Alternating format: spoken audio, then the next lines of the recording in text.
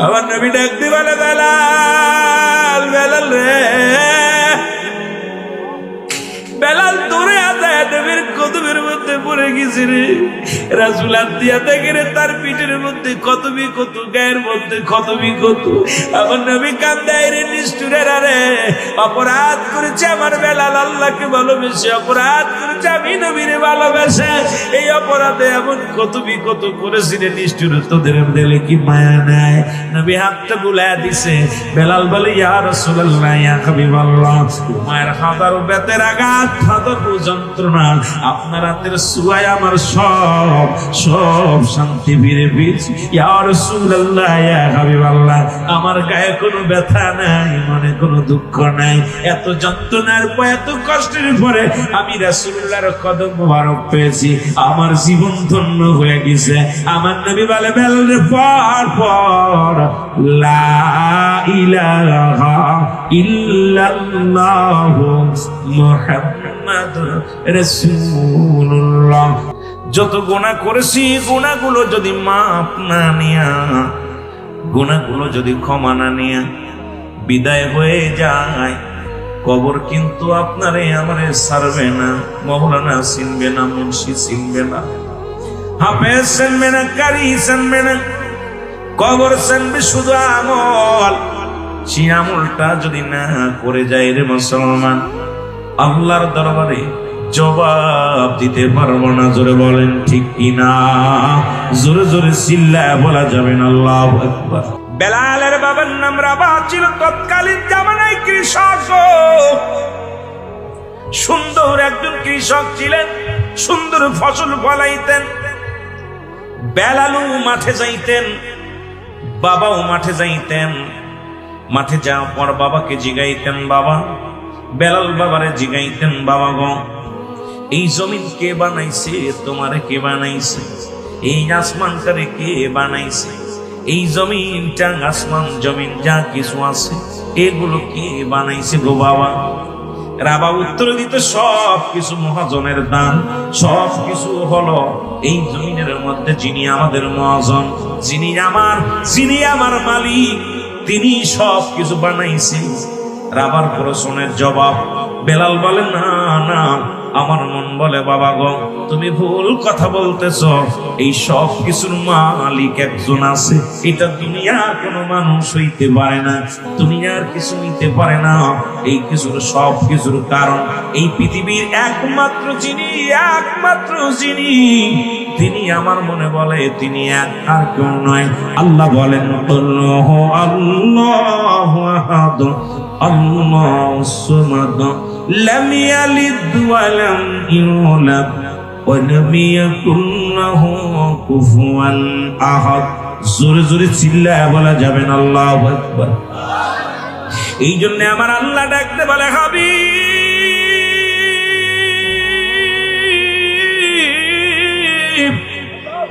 আপনি জানিয়ে দেন আমি আল্লাহ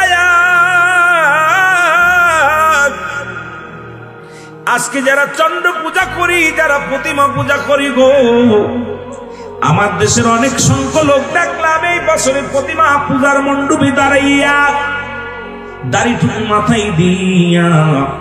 কারণ একটা অভ্যাস, আমি কাউকে গায়াল করে ওয়াজ করা অভ্যাস আমার নাই, তবু ইসলামের বিধানের মধ্যে যেটা পাবো বলতে বাধা নাই। বড় কষ্ট লাগলো রে মুসলমান, এখন তারা মাজার ভাঙ্গিয়া মাজারের সঙ্গে শত্রুতায় করো আর মন্দির যা পাড়া দাও। রাসূল আসলো মন্দির ভাঙ্গার জন্যে, রাসূল আসলো দুনিয়ার মধ্যে প্রতিমা ভাঙ্গার জন্যে। আর তুমি বলবি রাসূলের লিবাস লাগাইয়া, মুখের মধ্যে দাড়ি লাগাইয়া, টুপি মাথায় দিয়া মন্দিরে যায় গীতা পাঠ করো, মন্দিরের সামনে যায় নামাজ আদায় করো। তুমি কেমন মুসলমান? তুমি কেমন মুসলমান? এই জন্য আল্লাহ কমিনান নাস, মানুষের মধ্যে করে তারা বলবে আমান্না তুই মানছে বিল্লাহি, আল্লাহর প্রতি, আবিল আখিরাতের প্রতি বিশ্বাস স্থাপন করছে। ওমা হুম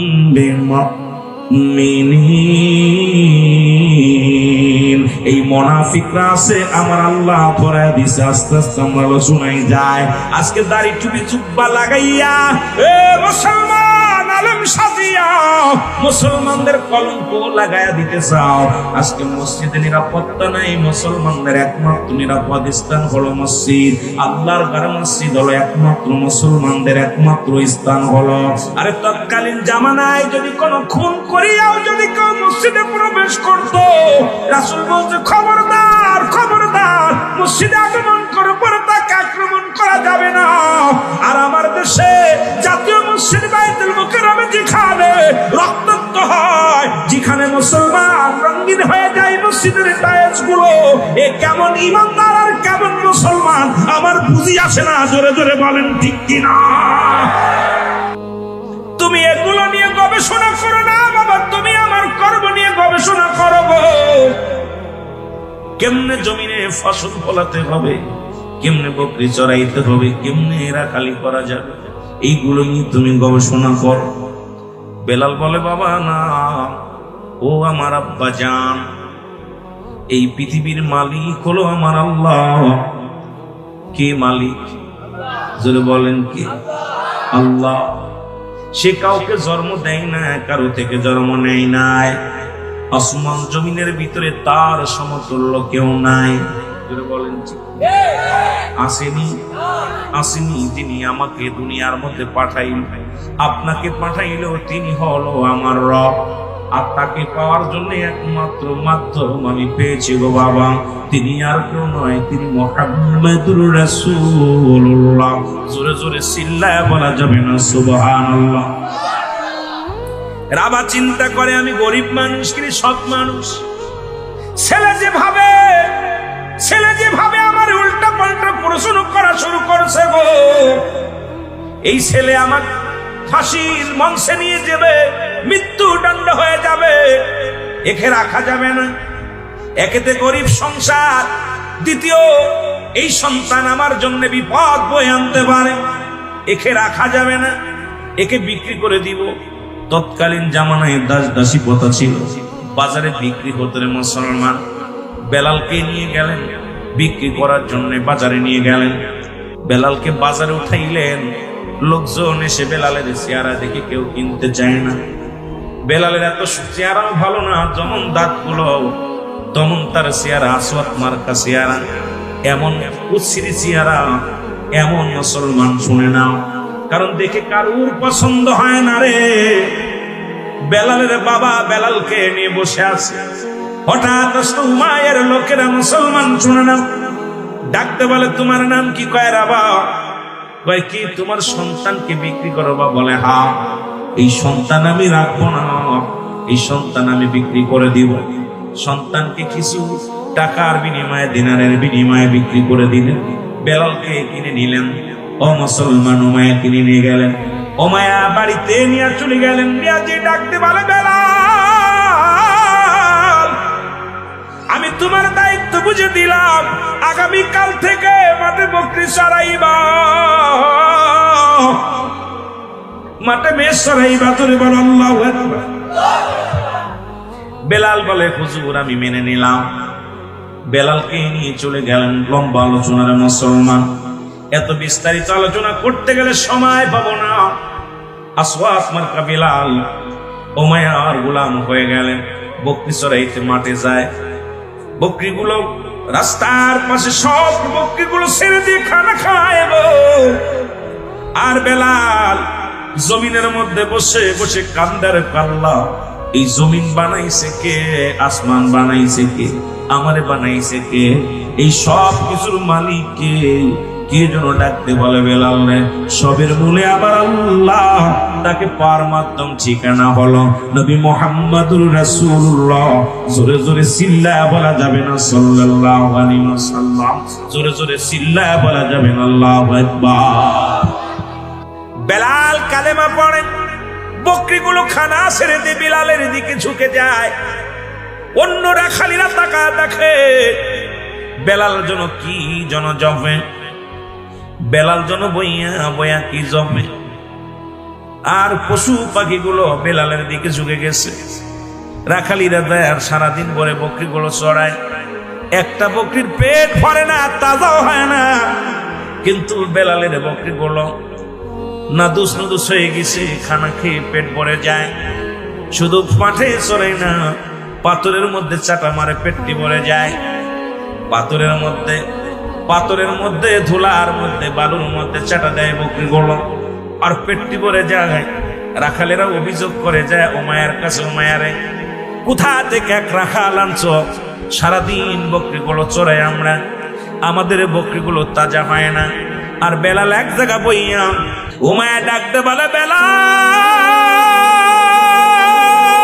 রে, তুমি কত জানো গো, ইল্লাল্লাহ নাই কোন ইলাহ, ইল্লাল্লাহু এক আল্লাহ ছাড়া। ওরে বেলাল, তোরে খাওয়াই আমি, তোরে বাসাই আমি, তোরে পড়াই আমি, তোর মালিক আমি রে। ও বেলাল, আবার কোন মানুষটারে খোদা বানাইলি, কোন মানুষটারে তুই ভগবান বানাইলি? কয় ঘুমায়া রে, যারে আমি মানি তারে দেখা যায় না, তিনি এক, তিনি আর কেউ নয়, তিনি আমার খোদা, তিনি আমার রব, তিনি আমার আল্লাহ, যিনি এই আসমান জমিন বানাইছে, যিনি আমি বেলাল রে বানাইছি। ও মায়া ডাকতে বলে, বেলাল রে, তোমার মালিক কে? আমার মালিক আল্লাহ। বেলাল রে, তোমারে খাওয়াই কে? বলে আল্লাহ। বেলাল, তোমারে বাঁচাই কে? বলে আল্লাহ। বেলাল রে, কি বলতে চাও? বেলাল, তোমার মালিক আমি, তোমার হায়াতের মালিক আমি, তোমার রিজিকের মালিক আমি, সব কিছুর মালিক আমি। বেলাল বলে, মানি না আমি, আগে আমি জানতে চাই আপনার মালিককে। ও মায়া কয়, কেন? আমার মালিক আমি নিজে। ও মায়া কয়, বেলাল, সব কিছুর মালিক আমি, আমি বাঁচাইতেও পারি, মারিতেও পারি গো। বেলাল রে, সব কিছুর মালিক আমি। বেলাল বলে, না, মানি না, মানি না, কারণ সব কিছুর মালিক আমার আল্লাহ। ইল্লাল্লাহু ইল্লাল্লাহ, লা ইলাহা ইল্লাল্লাহু মুহাম্মাদুর রাসূলুল্লাহ। জোরে জোরে চিল্লা বলা যাবে না সুবহানাল্লাহ। বেলাল বলে, জুমারে, দুনিয়ার সব কিছু জানতে পারি রে, এমন একটা নাম আমি জপেছি আমার অন্তরের মধ্যে, এমন একটা নাম আমি জপেছি, এই নাম আমি ছাড়ব না। বেলাল রে, তোর খানা বন্ধ করে দিলাম, আজ থেকে তোর খানা বন্ধ, যতক্ষণ পর্যন্ত এই কালেমা ছাড়বি না রে বেলাল, ততক্ষণ পর্যন্ত তোর খানা বন্ধ। বেলালের একদিন চলে যায়, দুদিন চলে যায়, 3টা দিন পার হয়ে যায়। বেলাল একটু পানিও পান করে না। বেলাল কান্দের বলে, আমার আল্লাহ, তোমাকে ভালোবেসে দুনিয়ার খানা ছেড়ে দিলাম, তোমাকে ভালোবেসে মালিক রে সব কিছু ছেড়ে দিলাম, যেন আমার জবান থেকে তুমি না যাও, তুমি আমার হৃদয় থেকে বাইরে না হও। আল্লাহ, তুমি বাঁচাও, তুমি মারো, তুমি খাওয়াও। জোরে জোরে চিল্লায় বলা যাবে না সুবহানাল্লাহ। বেলালের চোখের পানি জমিনের মধ্যে পড়ে। ও মায়া, খবর নাই, দাসীরা শোন, গুলামেরা শোন, দেখে আয়, বেলাল কালেমাকে ছেড়ে দিছে নি। আজ 3 দিন খানা খায় না, 3টা দিন একটু পানিও দেয়া হয় না, খানা দেয়া হয় না। দেখায় রে, বেলাল খানা ছেড়ে দিছে না, মারা গেছে। দেখে বেলাল ঘরের মধ্যে বইয়া বইয়া ডাক দিল, মারে, 3টা দিন যাকে খাবার বন্ধ, 3টা দিন যিনি খানা খান না, পানি খান না, সেই মানুষটার আওয়াজ এত জোরে গলায়, এত আওয়াজ, এত সাউন্ড, চোখের পানিগুলো ছেড়ে ছেড়ে ইল্লাল্লাহ জিকির করে বেলাল রে ধরে নিয়ে আসে। বেলালকে ধরে আনা হলো, বেলালের গায়ের উপরে চাবুক দিয়ে পিটানো হলো। বেলালের এক একটা চাবুক মারে, পিটার কষ্ট গুলো খসে পড়ে যায় রে।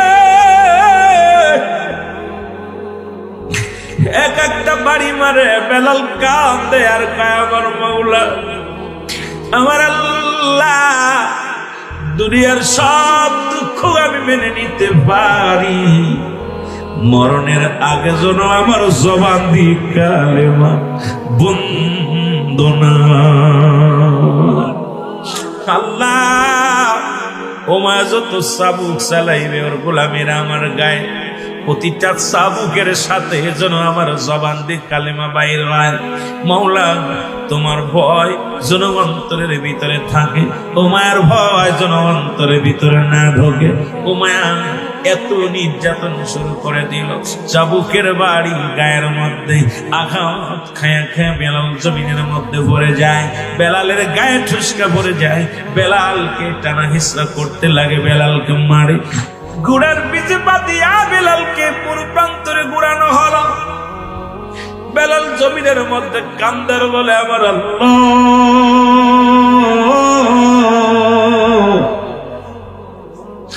আমাকে তুমি ধৈর্য দাও, আমাকে তুমি ধৈর্য দাও,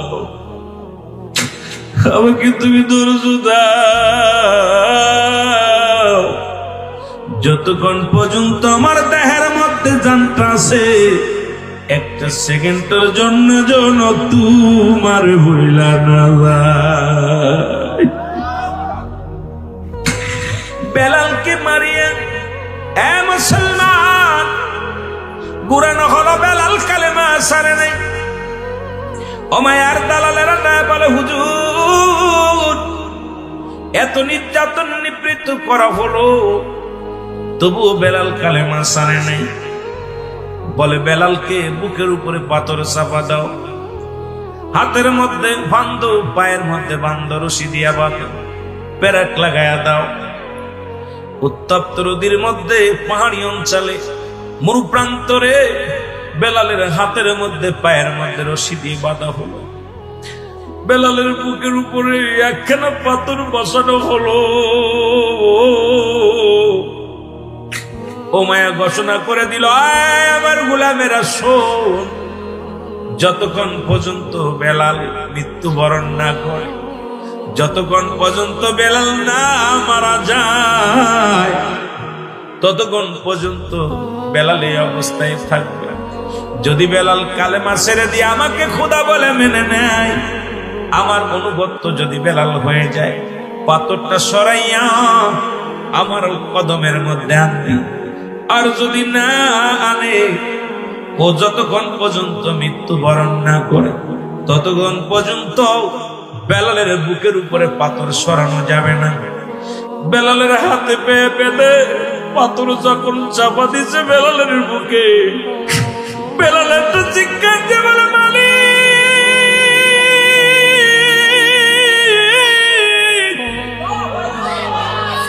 তুমি আদর যন্ত্রণা মারা দেয়া, তবু জোরে ইমানটা নিও না রে। আমি যদি উমায়ের কাছে হার না মানি,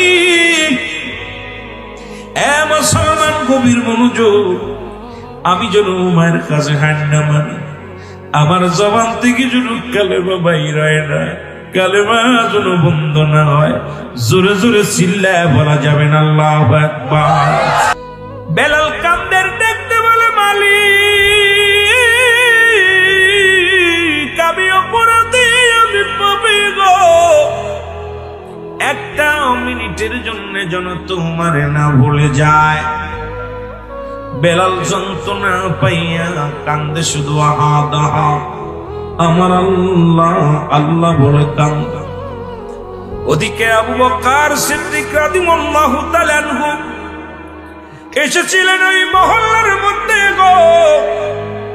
শুনতে পাইলেন এক আশিকে রাসূল, এক পাগল, এই জমিনের মধ্যে অপরাধ তার কালেমা পড়া, অপরাধ সে আল্লাহর অনুগত হওয়া, অপরাধ সে রাসূলকে ভালোবাসা। এই অপরাধে তাকে কতই না নির্যাতন নিপীড়িত করা হয়েছে, অবশেষে পাথর চাপা দিয়ে তারে ধরে রাখা হয়েছে। খবর শুই না হযরত আবু বকর সিদ্দিক রাদিয়াল্লাহু তাআলা দৌড়ে আসলেন। এই যে দেখ রে, বেলাল রাতে পেরুশি দিয়া বাঁধা রে, বেলাল জমিনের মধ্যে পড়ে আছে রে। হযরত আবু বকর ডাক দিয়ে বলে, বেলাল।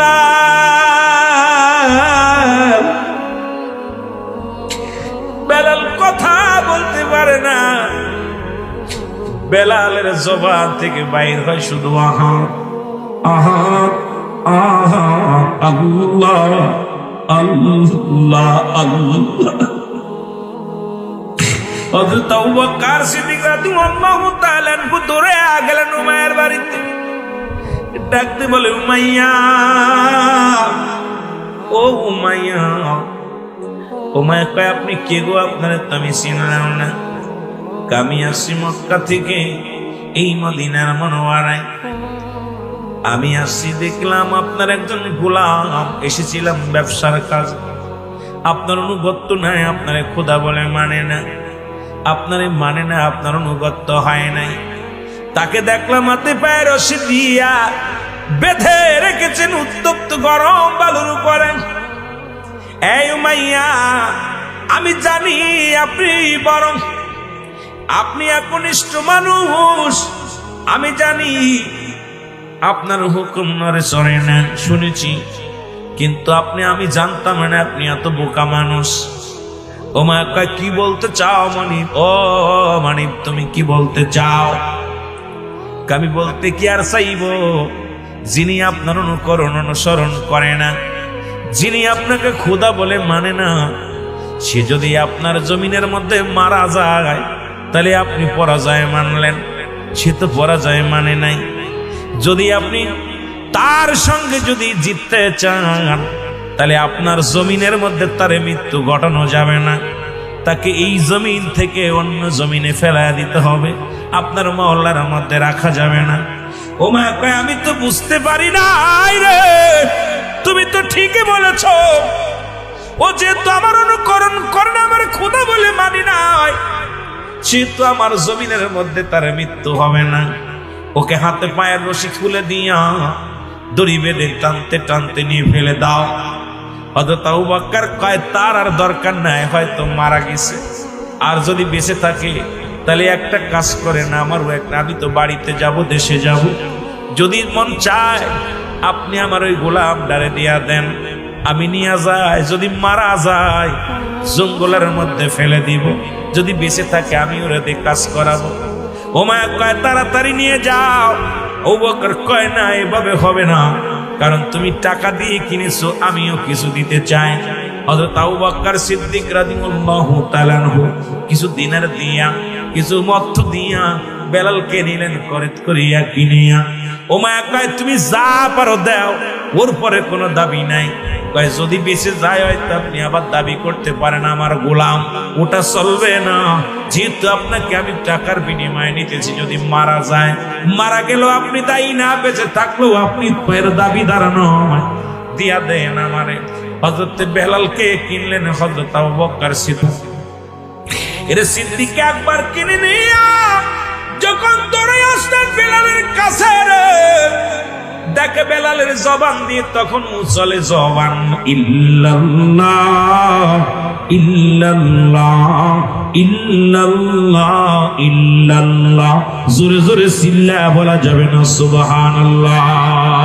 তোর ভালোবাসি তাই তো ছুটে আসি, প্রিয়তমা দাও দেখা মরে। তোর ভালোবাসি তাই তো ছুটে আসি, প্রিয়তমা তুমি দেখা দাও আমারে। তোমার প্রেমেতে আমি পাগল যে, দেহ দেখাও গো দয়াল একটি বারে, দেহ দেখাও মোরে দয়াল একটি বারে। এ দুনিয়ার মুসলমান,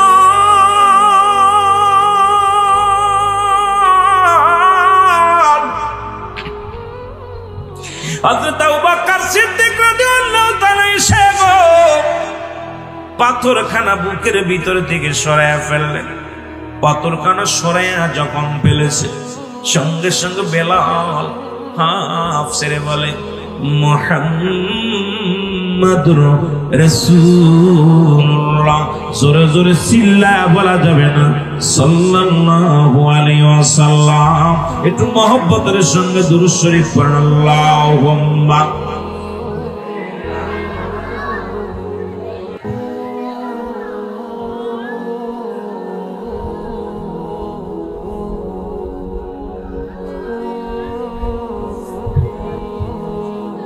হায় হায় মহব্বতে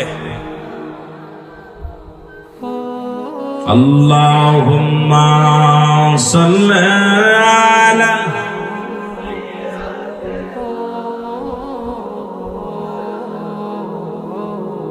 ওয়ালা আলি সাইয়্যিদিনা। এমন হাবিব আমার মুক্তির কারণে এলো,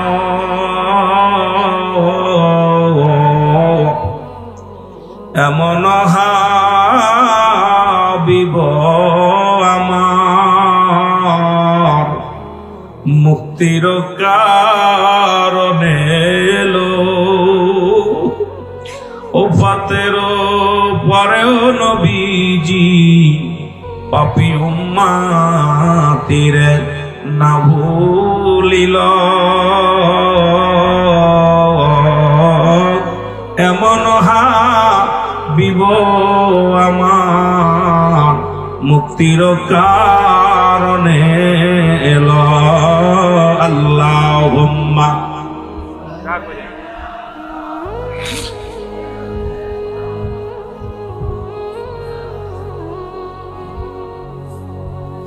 ওয়ালা আলি সাইয়্যিদিনা।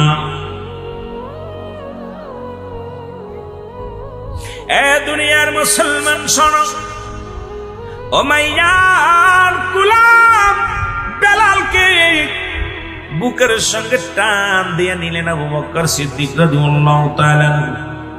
দেখে সমস্ত দেহ কানা গা কানা সমস্ত ক্ষত বিক্ষত, গা দিয়ে রক্ত ঝরে। বুকের লগে টান দিয়া কয় বেলাল রে আয় আমার বুকে আয়। বেলাল রে তুই কি নবীরে দেখছো নি? আবু বকর কয় বেলাল রে তুই নবীর ইশকে এত দিওয়ানা। বেলাল রে জীবনে কি তুই কোনদিন নবীরে দেখছো নি? বেলাল বলে কে আপনি? আমি আপনাদের চিনি না। বলে বেলাল রে আমি হলাম আমার নবীর সাহাবী হযরত আবু বকর সিদ্দিক। হে বেলাল রে তুই আমার নবীর এত ভালোবাসিস? বেলাল বলে আবু বকর রে আমি তোমার কি শুনাইব গো, একটু জলদি করে রাসূলুল্লাহর কদমে নিয়ে যাও। আমি মরণের আগে একবার আমার মায়ের নবীর কদম কানে চুমিব রে। আমি মরণের আগে একবার নবীর চেহারা দেখতে চাই। আবু বকর বলে বেলাল রে চল আমার সাথে চল।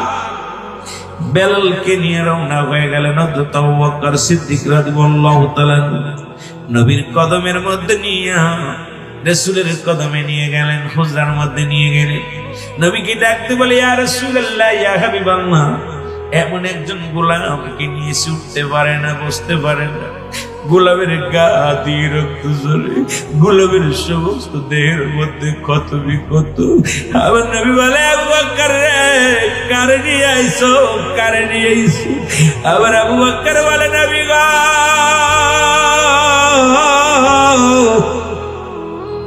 আমি জীবনে কত আশিক দেখলাম রে, এমন আশিক আমার নজরে পড়ে নাই। জীবনে এর মধ্যে কত বিক্ষত, পুরো দেহটা খান, পুরো দেহের মধ্যে রক্ত ঝরে রে। ইয়া রাসূলুল্লাহ ইয়া হাবিব, যাকে এত যন্ত্রণা এত কষ্ট মৃত্যুর যন্ত্রণা দিয়া যাকে ফেলে রাখা হয়েছে মূল প্রান্তরে, ইয়া রাসূলুল্লাহ ইয়া হাবিবাল্লাহ, তবু একটা মিনিট আমার মাওলারে বলে নাই, একটা মিনিট আপনারে বলে নাই। ইয়া রাসূলুল্লাহ ইয়া হাবিবাল্লাহ, তিনি আপনার কদমের মধ্যে হাজির। আপনার বেলাল আমার নবীর কদমের মধ্যে যাইয়া আমার নবী ডাক দিয়ে বলে, বেলাল, বেলাল রে, বেলাল দূরে আদায় নবীর কদমের মধ্যে পড়ে গেছে রে।